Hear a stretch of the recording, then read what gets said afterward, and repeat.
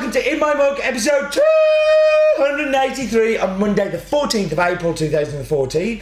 I am your host, Stephen Layton. Welcome to In My Mug, and welcome back the news. So first of all, wow, thank you to all the people that came to see the In My Mug live. Lots of you who watched were there, standing room only, like it was mental, and you all nearly made me cry. It will be episode 300, and we won't be showing it until we get the coffee in, so you know what's coming there, but I'm really, really grateful, so thank you. New gift cards. We have some amazing gift cards. I love them, I'm sure you will. We have them for the In My Mug subscriptions. We also have them for gifts. They're really smart. Lots of work done by Chris on those, so thank you very much, Chris. You've done an awesome job. And the Tanzanians are here. We have some natural Tanzanians that are going to be going on over the weekend and will be in My Mug next week. So I'm looking forward to sharing those with you. And congratulations to Dale, our resident barista. Is this no, it's Roland, it's not Dale, but Roland, Dale came second in the UK Barista Championships. He's always our champion in our hearts. He did us so proud, has been really proud. He was amazing. I came fifth in the Brewers Cup with an exploding soda stream and didn't do very well in the Ibrick at all, so maybe competition's not for me. But we had lots of fun at London Coffee Festival. Thank you to everybody who came up and said hi to me. I know a few of the viewers came up and said hello, and it was lovely to meet you all. And that was the news. So now we should go to Focus On, and for Focus On this week, I'm going to show you a video.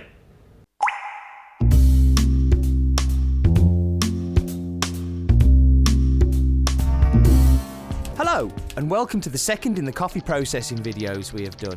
And today we're going to be looking at natural, or sometimes called dry processed coffee. Cherries are picked from the trees and cleaned. They're cleaned so the producer can separate the unripe, overripe and damaged cherries and remove dirt, soil, twigs and leaves.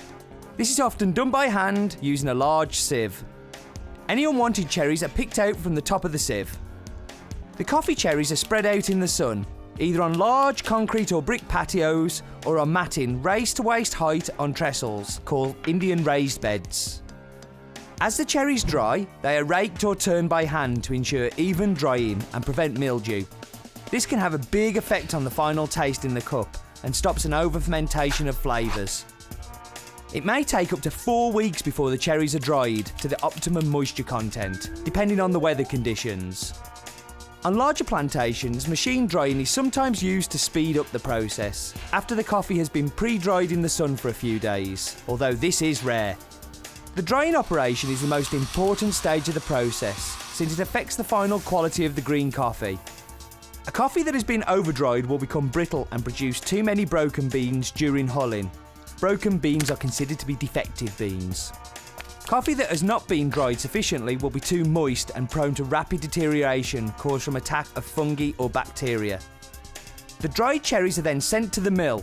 This is sometimes done on the farms, where hulling, sorting, grading and bagging can take place.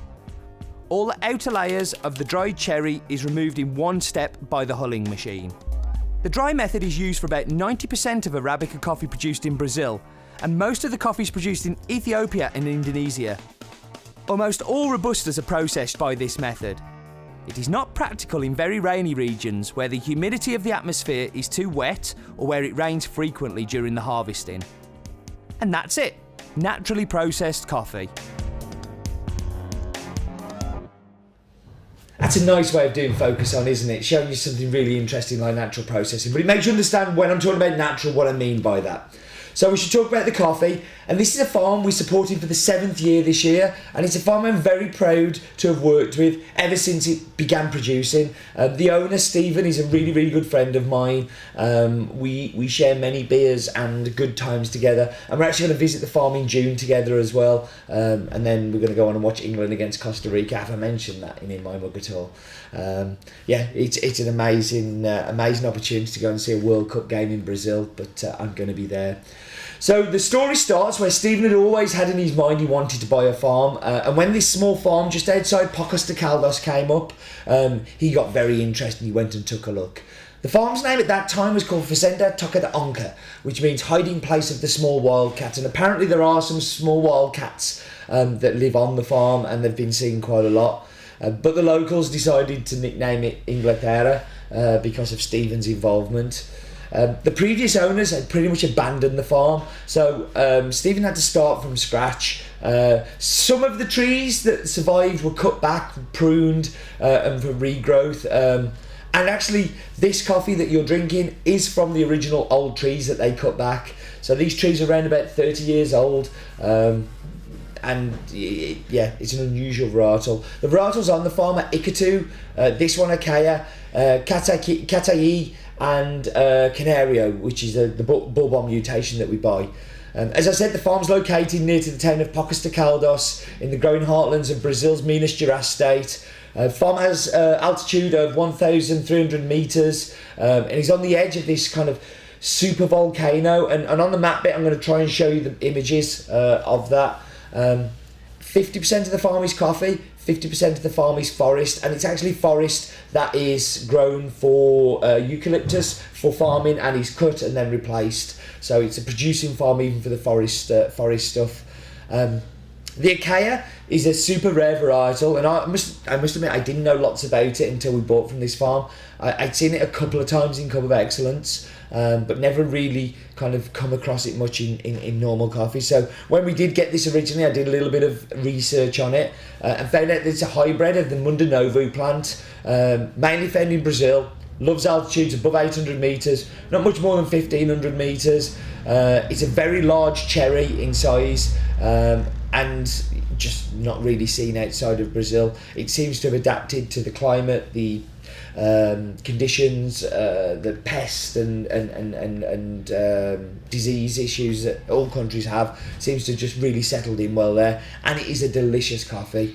There is a downside to delicious coffee, as always, and it is super low yielding and super, like, as I said about pests and disease, like, yes, it's okay, but it's, you know, it's still not great.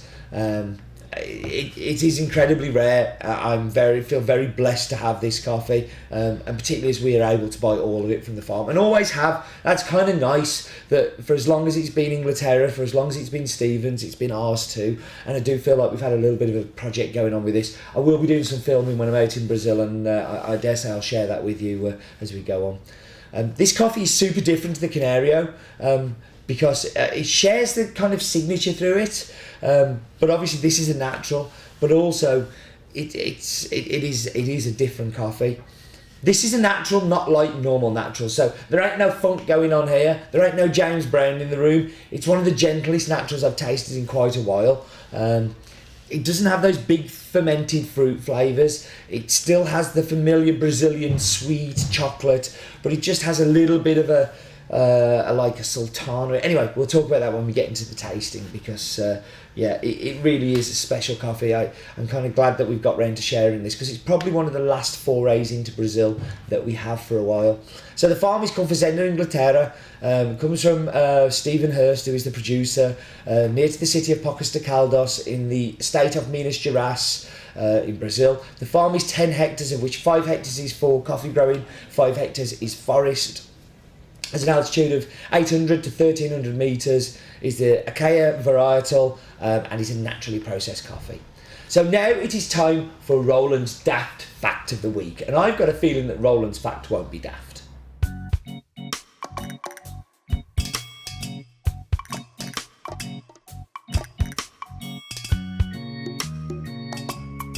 The small town of Pocos de Caldas was founded in 1872 and is famous for its healing hot waters and its disused monorail. Monorail. Monorail.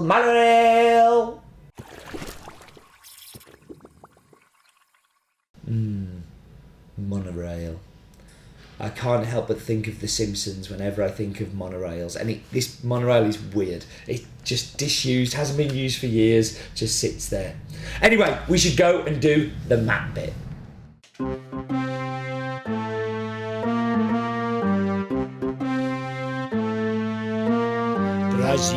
Brazil is somewhere I like very much, so let's get up and away and let's go and see Brazil. So let's get up and see good old Blighty. There she is, twinkling away. And we're going to go across the ocean. We're going to go across the Atlantic and to South America. Now, we're going to go to Brazil this time. So instead of Colombia last week, we're going to go to Brazil. Brazil is huge. I think Brazil should be its own continent. It's so big and produces so much coffee. And there are around 2,500 airports in Brazil. That gives you a rough idea of how huge a country it is. And lots of little light planes as well that are very scary because I've been on them. And here's the place I've also been, Pocos de Caldas, probably my favourite place in Brazil. It is an amazing town. Do you know it has a monorail? But doesn't work and hasn't worked for years. It reminds me of The Simpsons when they had the monorail there. But here we have Inglaterra, and you can see the road that runs down here. This is the main road, and it is so close to the road. It really butts up against it. So there's the town of Pocos de Caldas, and in the distance is Cachoeira. And here we can get an idea of this topography. So look at this. I've got crazy with the camera angles, whizzing round, and we're going to whiz through. Now, the day the satellites were looking at Brazil, we were very lucky. But here we can see Brazil's 47% of South America. It should be its own continent. It's massive. But look at this. So as we whiz round, you can see the coffee trees. There they are. That is the coffee trees. That is Inglaterra. The trees that you can see in the background are eucalyptus trees that Stephen's planted as an alternate crop, and he's harvesting those trees as well. It's just such a cool farm, and it's a cool map bit. I like it when map bits are so good like that, and that is such a good map bit. It really is. Okay, all that is left to do is to whap you on pause while I go get tasty and delicious Brazil Fazenda, Inglaterra, Acaia, Natural. Okay, so I'm back. I'm going to dive straight into the espresso. And what the espresso really reminds me of is just like super high cocoa content chocolate. So, you know, like the 70-80% stuff, like dark chocolate with a little bit of like a dried fruit thing going on. Delicious espresso. Very delicious espresso. So into the milk.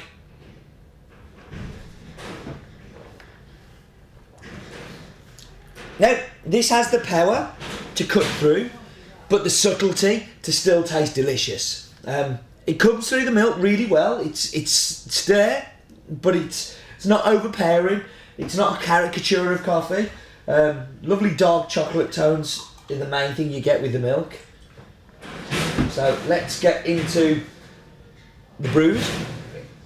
Thanks for the noise! Yeah, so I'm into the brood. They love making noise downstairs when I'm recording this.